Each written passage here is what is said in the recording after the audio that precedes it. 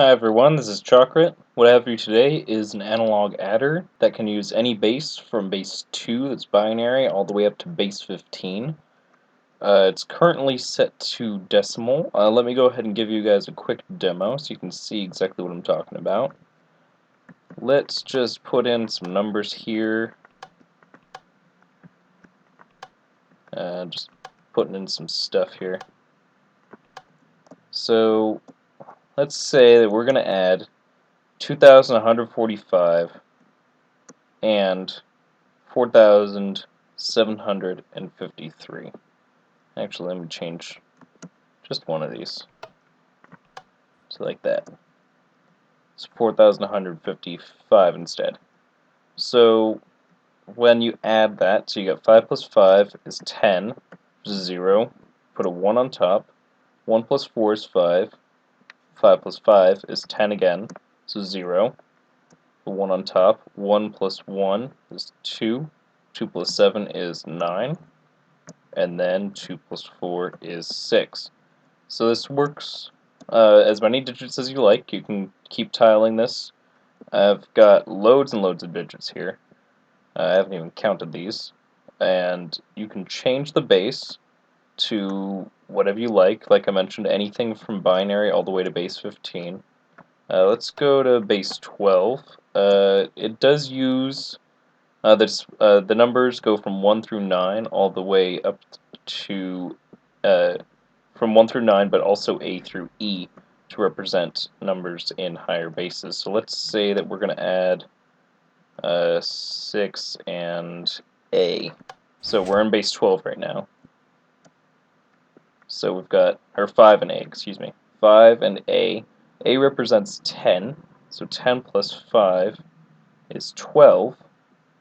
Or no, excuse me, 10 plus 5 is 15, but we're in base 12, so it's going to display a 3 here and carry 1. So 1 plus 1 is 2, 2 plus 7 is 9. There's that. And then 4 plus 2 is 6. And you'll see this no longer carries. It now represents an A down here, so because 5 plus 5 is 10. So it works as many bases. You just need to make sure that you're using the correct numbers on the input. So if you're in base 6, you only want to use levers 1 through 5. If you're in base 12, you only want to use levers 1 through 11, so on and so forth. But other than that, let me show you what I've got over here. I've got one column pulled out, so we've got the top column, bottom column, or top column, bottom column, and the output to the bottom display. But they're just shown here, and you can get into the nitty-gritty redstone. You can select the base over here. Got a few of them marked out so you can see exactly what's going on. And these next several minutes are going to be a long rant, hopefully to help explain exactly what all the adding is doing.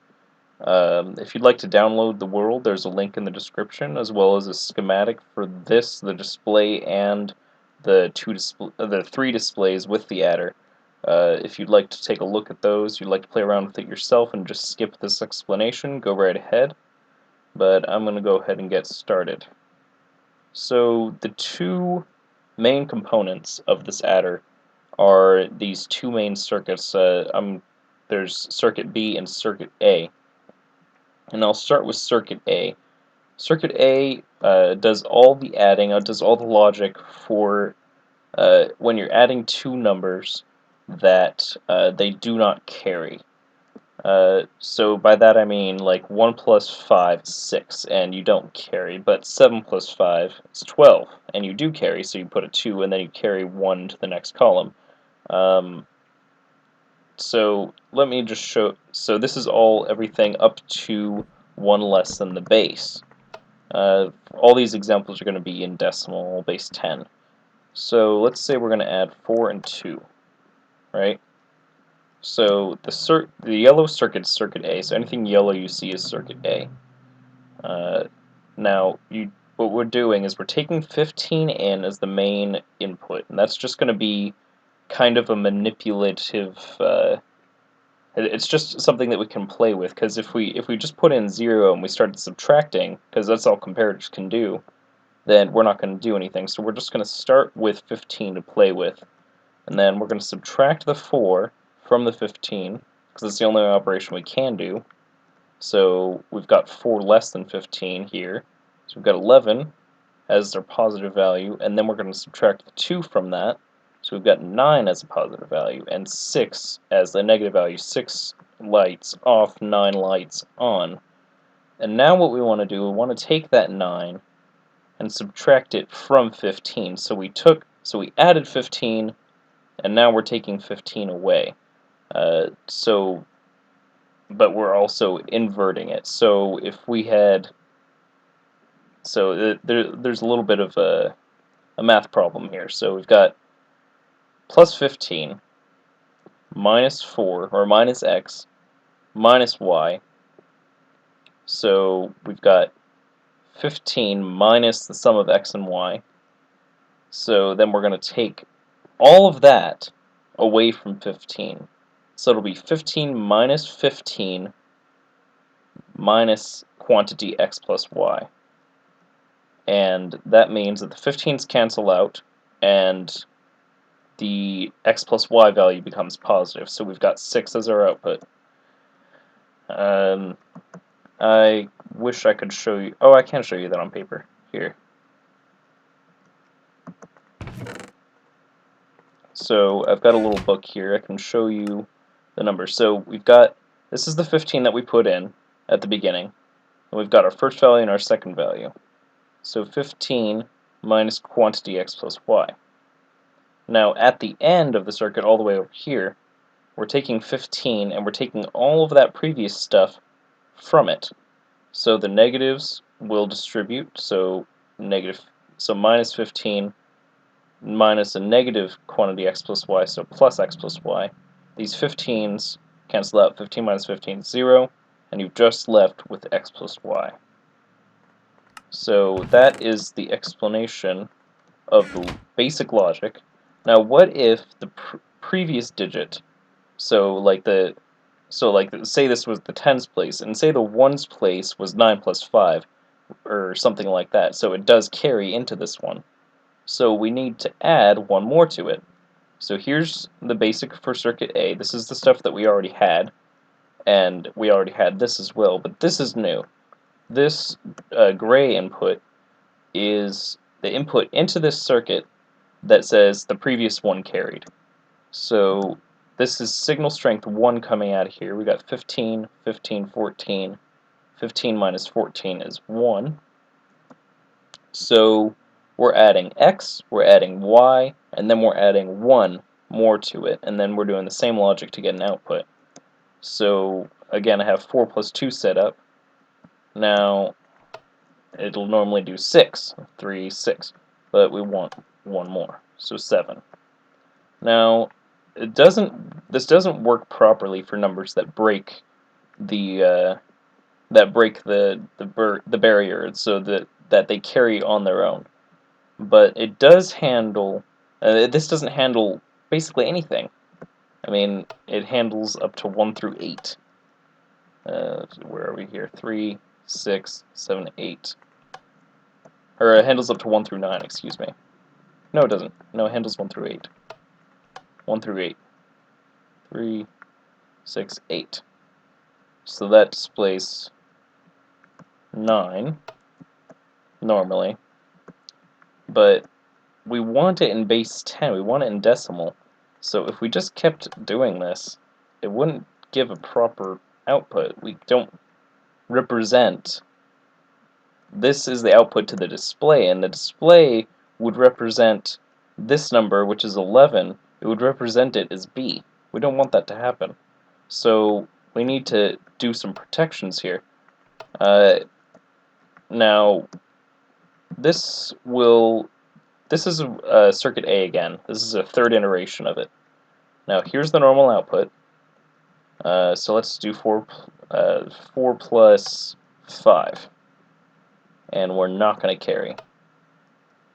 And we need to be in base 10. So this orange circuit, you may have seen earlier, you select which base you're in. So I'm in base 10, could be in base 15, base what have you. Um, it all adds up properly. We've got 4 plus 5, and that yields 3, 6, 9.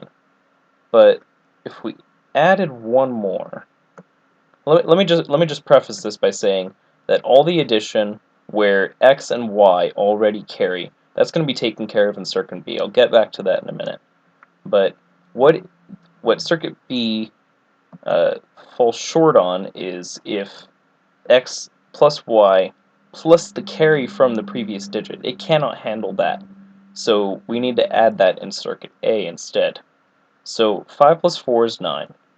But we want the previous one to carry, and before it was yielding 10. We want it to yield a carry and a 0 in the same digit. So there's that. And now we can see that we've got 0 coming out into the display, but we've got 1 carrying. And the way this works, it's the same addition, it's the same circuit all the way up to here.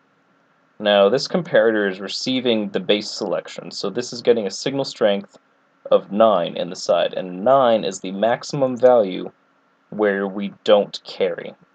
So we're receiving a 9 in because that's what 4 plus 5 is, and we're also receiving a 9 in the side here. So this comparator is not giving an output, and we're getting the 9 propagated to the display.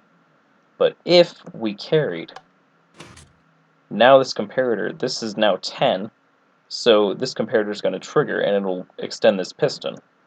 And now we're also receiving that signal strength here, and now it's signal strength of 10. And that's the base. So we're going to subtract that 10 from the output. You see? And so now we've got a 0 here, and now that this block is extended, if any signal comes in from this side and into this block, now we will get a carry. So this is 10 and a 0. So this is 1 will be sent to the next one. Now, I said that circuit A can't handle higher numbers. So if we did like, so we're not carrying, and we're going to add 6 and 6. It sort of works. That is a correct output. What if we did 8 and 6? It's 14. It's good. If we did 8 and 8, that's 15. That's incorrect. If we did 9 and 8, that's 15. That's incorrect. If we did 9 and 9, it's 15. That's incorrect. And the limit here is that the maximum signal strength that you can have is 15. So what's happening, this sum is greater than the 15 that's coming in. So there's a limitation on this. We would normally only be able to do like up to base 8 or base 7 with just this circuit. But what we can do, we can add in circuit B. And we can take the same inputs as circuit A. So let's, and this will excuse me, I'm stuttering. This will take all the addition. So this circuit A did all the addition that didn't carry unless it added up exactly. So if it was like 4 and 5 and the previous digit carried, then we got 10, and that handled it correctly. But for higher numbers, it didn't handle it correctly all the time. So that's what this is.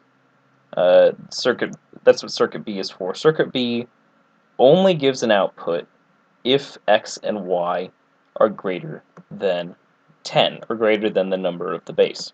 So if we added 6 and 4, now we're getting an output. But if we added 6 and 2, that's 8, we're not getting anything on this output line. Now, we can use this in multiple ways. We can say that, oh, also this works to display the correct number. So we've got 6 and 6. This will be 10, 11, 12.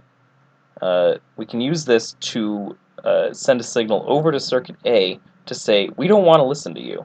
Because circuit A, when you got into the higher numbers and for higher bases, it just started breaking down. And on base 15, half of the operations won't even work. So this is where this comes in. This works for all bases, and it's a lot more sleek and beautiful in some cases.